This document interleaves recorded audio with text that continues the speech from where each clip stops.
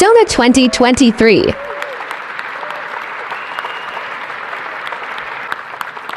Allow me to greet Vice President Sara Zimmerman Duterte, the former presidents, our former presidents, President Joseph Ejercito Estrada and President Gloria Macapagal Arroyo, Senate President Juan Miguel Zubiri, and the honorable members of the Senate, House Speaker Ferdinand Martin Romualdez, and the honorable members of the House of Representatives, Chief Justice Alexander Gismundo, and the honorable justices of the Supreme Court, His Excellency, Most Reverend Charles John Brown, and the esteemed members of the Diplomatic Corps, Executive Secretary Lucas Bersamin and the members of the Cabinet, First Lady Luis Araneta Marcos,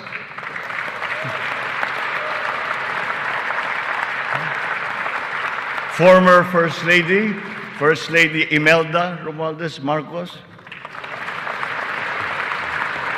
other distinguished guests, mga minamahal kong kababayan, ladies and gentlemen, magandang hapon po sa inyong lahat. 1 year ago today, I stood here before you, setting forth the plans that we have to improve our economy, bring jobs to our people, improve the ease of doing business, recalibrate our educational system to adapt to the new economy, lower and rationalize energy costs, boost agricultural production, enhance healthcare, and continue social programs for the poor and the vulnerable. Let me now report to the people on the successes that we can now lay claim to, and also the challenges that we continue to face. Last year, we emphasized certain strong headwinds that were confronting us along with the rest of the world in our post-pandemic economic recovery. And the biggest problem that we encountered was inflation. Maraming kaganapan sa mundo ang nakapagpagulos sa maayos na takbo ng pandaigdigang merkado. Bukod sa digmaan sa Ukraine, naroon ang patuloy na epekto ng pandemya. Pinalala pa ito ng pagbabawas ng produksyon ng mga bansang pinagkukuhanan natin ng langis. Nang tumaas ang presyo nito, nagsumura na rin ang presyo ng iba't ibang bilihin, ang gasolina, ang kuryente at ang pagkain. Ramdam sa buong daigdig, pati na sa Pilipinas, ang naging pagtaas ng mga presyo ng bilihin noong mga nakalipas na buwan. Sinuri nating mabuti ang sitwasyon. Sa tulong ng ating mga ekonomista, nakapagbalangkas tayo ng mga polisiya na magsisilbing pundasyon ng ating ekonomiya sa mga susunod na taon. Ito ay nakasaad sa ating medium-term fiscal framework na sinuportahan ninyo sa Kongreso. Kasabay nito ang paglulunsad ng mga estratehiya na mapalakas sa kakayahan ang ating mga kababayan at mga sektor ng ating ekonomiya. Nakakita po tayo ng magagandang resulta. While the global prospects were bleak, our economy posted a 7.6% growth in 2022, our highest growth rate in 46 years.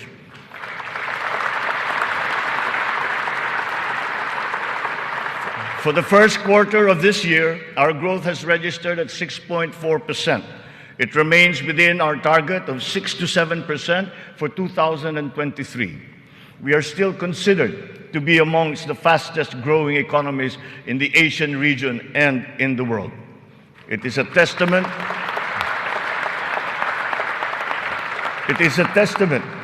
to our strong macroeconomic fundamentals. Our financial system, the nerve center of our economy, remains strong and stable. Banks, the transmission arms of our monetary policy, have strong capital and liquidity positions. Stimulated by the relaxation of pandemic restrictions, transactions once again have flourished alongside the booming e-commerce that was undeterred by the pandemic in 2022. The digital economy contributed 2 trillion pesos, the equivalent of 9.4% of our GDP. The economy is revived and rejuvenated, backstopped by a favorable enabling environment and the strong rule of law. This year, the World Bank projects a 6% overall growth rate, well within the range of our targets for the year. It is anchored on strong local demand, underpinned by consumer spending, and draws strength from the BPO industry and, of course, the steady flow of remittances and the continuing jobs recovery. Inflation rate is moving in the right direction. From 8.7% in January, our inflation has continued to ease up in all regions, settling now at 5.4% for June. What this means is that in spite of all the difficulties, we are transforming the economy. We are stabilizing the prices of all critical commodities. According to the Bangko Sentral, inflation is expected to ease further by the close of the year and projected at 2.9% by 2024.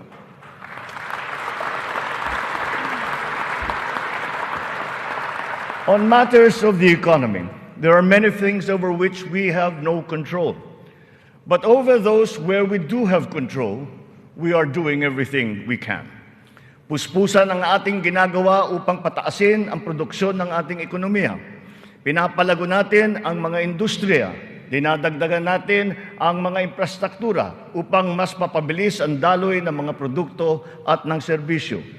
Higit sa lahat, pinapalakas natin ang kakayahan ng mga mamamayan upang mapaganda nila ang kanilang pamumuhay. Ito ang punot dulo ng ating Philippine Development Plan. Investments in public infrastructure and in the capacity of our people through food, education, health, jobs, and social protection remain our top priority.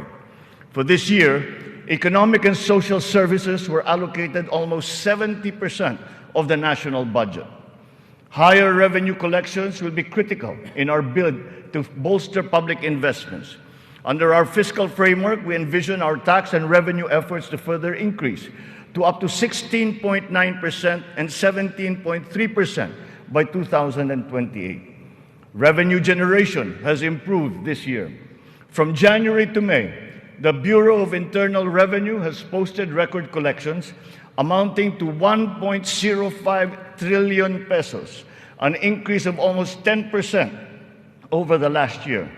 For its part, the Bureau of Customs has also increased its collection by 7.4% for the first 7 months of 2023, amounting to 476 billion pesos. Since July 2022, we have seen increased revenues from PAGCOR of 47.9% and from the PCSO of 20%. We therefore seek, once again, the continued support of Congress to enact into law the policies and reforms under our fiscal framework. Sa mga nakalipas na buwan, nakita natin ang pagbaba ng presyo ng bilihin sa iba't ibang mga sektor. Napatunayan natin na kayang maipababa ang presyo ng bigas, karne, isda, gulay at asukal. Malaking tulong ang Kadiwa Store na ating muling binuhay at inilunsad. Ang layunin ng Kadiwa ay pag-ugnayin ang mga magsasaka at ang mga mamimili. Walang iba pang namamagitan. Wala nang dagdag, dagastos at patong. Maganda ang kita ng magsasaka, nakakatipid din ang mga mamimili.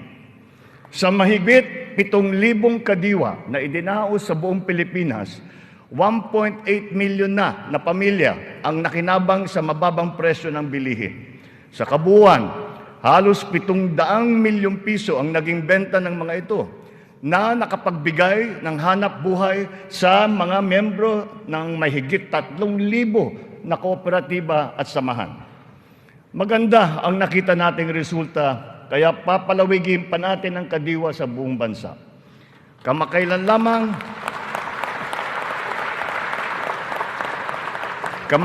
lamang ay nagsanib puwersa na ang mga ahensya ng pamahalaan upang lalo pang patibayin ang Kadiwa. Katuwang natin dito ang buong sektor ng agrikultura at ang lokal na pamahalaan.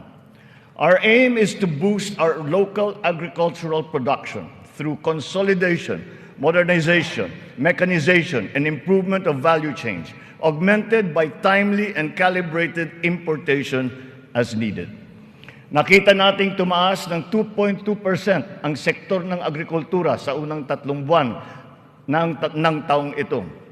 In our quest for food security, our methods are now more Thank you for watching.